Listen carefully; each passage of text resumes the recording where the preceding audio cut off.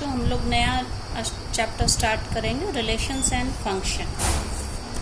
ये चैप्टर थोड़ा सा एब्स्ट्रैक्ट मतलब मैथ्स की थ्योरी है, हो सकता है आपको उतना इंटरेस्टिंग नहीं लगे, लेकिन ये बेस है क्योंकि जब तक फंक्शन पढ़ने के लिए हम लोग को रिलेशन पढ़ना पड़ेगा, फंक्शंस पढ़ेंगे तभी हम लोग इनवर्स ट्रिग्नोमेट्रिक फंक्शंस पढ़ पाएंगे और इसके बाद फिर हम लोग कैलकुलस स्टार्ट करेंगे। तो ये सारे कोरिलेटेड टॉपिक है, इसलिए हमें ये चैप्टर लेना पड़ रहा है। तो इसके बारे में आप 11th क्लास में पढ़ चुके हैं, थोड़ा सा उसको रिवाइज करना है। आपने पढ़ा होगा सेट ए। सेट क्या था? Collection of well defined object था। जैसे कि मान लीजिए यहाँ पे दो सेट हैं ए और बी, तो ए क्रॉस बी का क्या मतलब था? Cartesian product of two sets. और इसमें आपको याद होगा इसके जो एलिमेंट्स होते हैं वो ऑर्डर्ड पेयर होते हैं। जैसे कि ये था, हम लोग कैसे ऑर्डर्ड पेयर बनाते हैं? 1 के साथ 1 4 1 5, 2 4 2 5, 3 4 3 5। तो ये ए क्रॉस बी मतलब Cartesian product of two set एक स्पेशल तरह का सेट होता है जिसके एलिमेंट्स में ऑर्डर्ड पेयर होते हैं। ऑर्डर्ड पेयर को हम स्मॉल ब्रैकेट के अंदर रखते हैं, इसके एलिमेंट्स हैं, और इस तरह से होते हैं कि ऑर्डर्ड पेयर का फर्स्ट एलिमेंट फर्स्ट सेट से होता है और ऑर्डर्ड पेयर का सेकंड एलिमेंट सेकंड सेट से होता है। तो ये हमारा ए क्रॉस बी है, मतलब Cartesian product of two sets है। अब इसके बाद रिलेशन जिसका कि सिंबल कैपिटल आर है, एक ऐसे सेट से डिफाइंड है जिसके एलिमेंट्स हमें यही ए क्रॉस बी मतलब कि इसके कार्टेशियन प्रोडक्ट से मिलेंगे।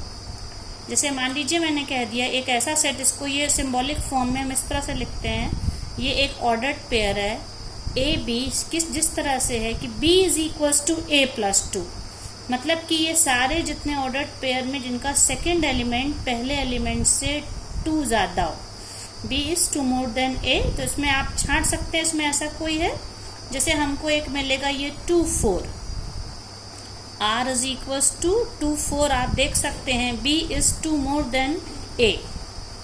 इसी तरह से और भी हम लोग कोई देख सकते हैं, आप देखिए ये 3 5 भी एक सेट है, एक 3 5 है, क्योंकि 3 में प्लस 2 ऐड करेंगे तो हमें 5 मिलेगा। तो हम ये कह सकते हैं रिलेशन एक ऐसा सेट है जिसके एलिमेंट्स हम ए क्रॉस बी से ही लेते हैं, और we can say R is a subset of A cross B.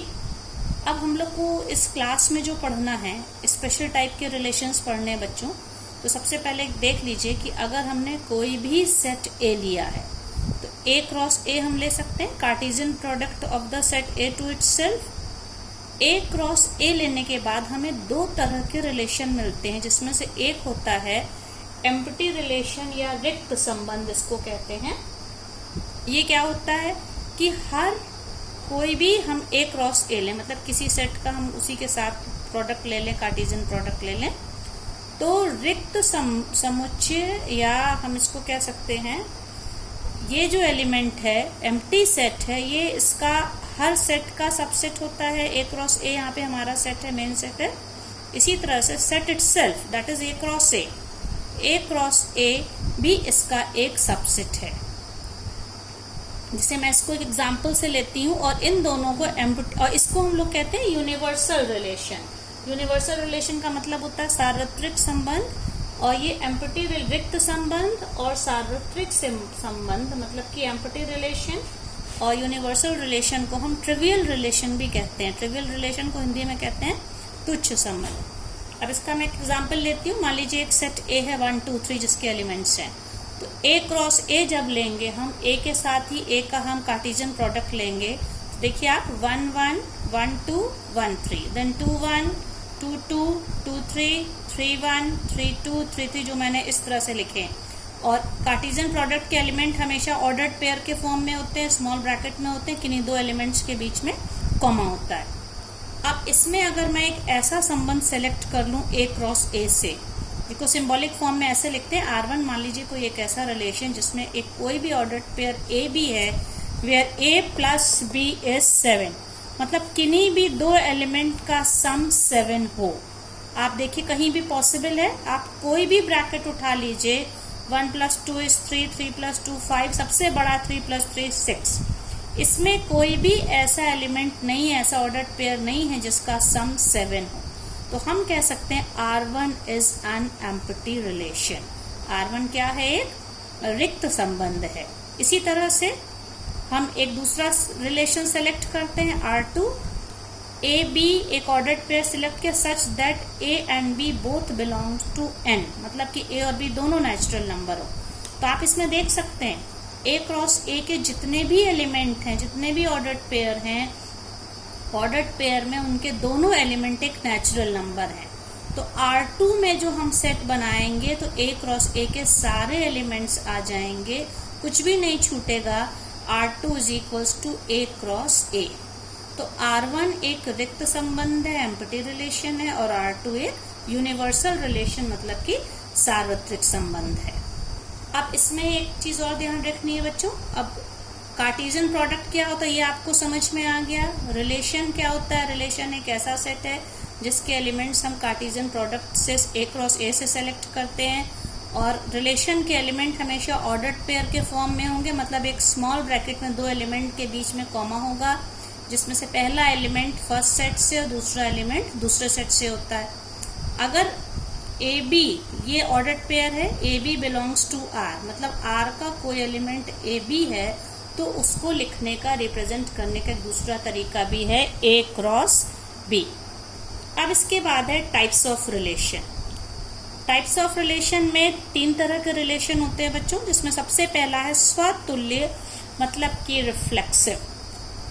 Reflexive को हम सिंबॉलिक लैंग्वेज में किस तरह से लिखते हैं कि अगर सेट ए का कोई भी एलिमेंट हमने स्मॉल ए सेलेक्ट किया है, ए बिलोंग्स टू आर, मतलब किसी भी एलिमेंट का खुद से रिलेशन।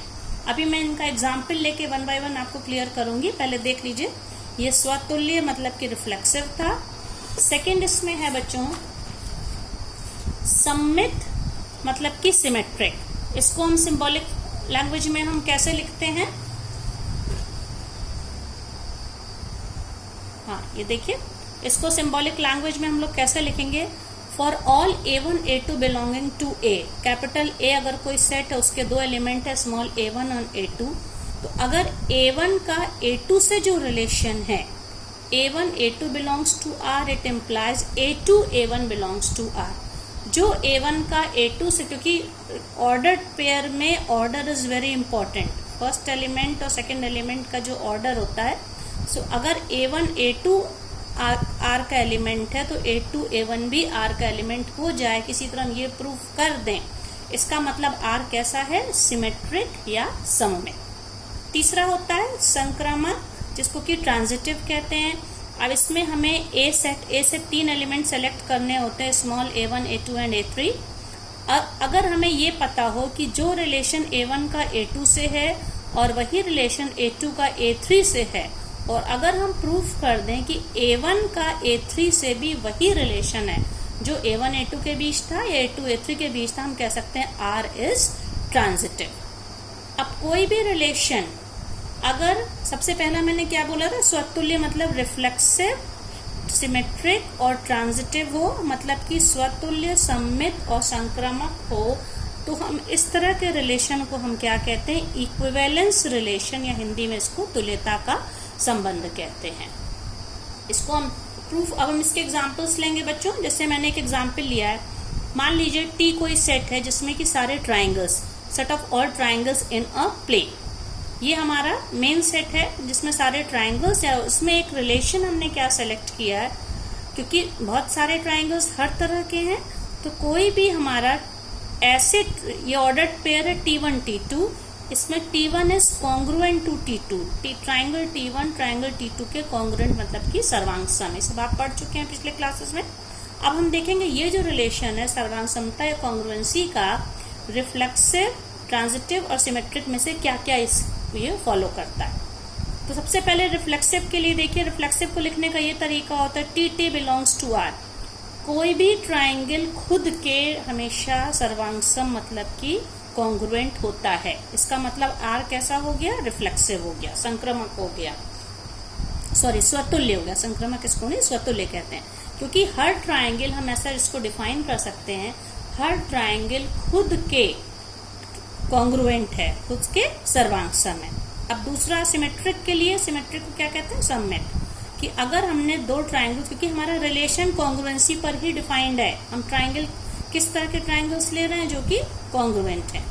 तो अगर इसमें हम कोई दो ट्राइंगल सेलेक्ट करें, T1 T2 एक ऑर्डर्ड पेयर है, if they belongs to R it means T1 is congruent to T2। अगर T1 T2 के सर्वांग सम है तो इसका मतलब T2 भी तो T1 के सर्वांग सम होगा। कोई भी एक ट्राइंगल जब दूसरे के कॉन्ग्रुएंट होता है, so it's converse is also true, तो दूसरा ट्राइंगल भी पहले ट्राइंगल के कॉन्ग्रुएंट होता है।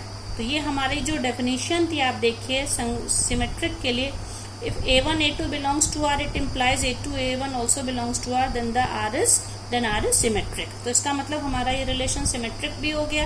अब तीसरी चीज है जिसको हम कहते हैं ट्रांजिटिव। ट्रांजिटिव के लिए हमेशा हमें 3 एलिमेंट सेलेक्ट करने होते हैं। इसमें 3 ट्राइंगल्स हम लोगों ने लिए, T1 T2 और T3। तो अगर हम एक ऐसा ऑर्डर्ड पेयर लें जिसमें T1 is congruent to T2, मतलब T1 T2 के सर्वांग सम है।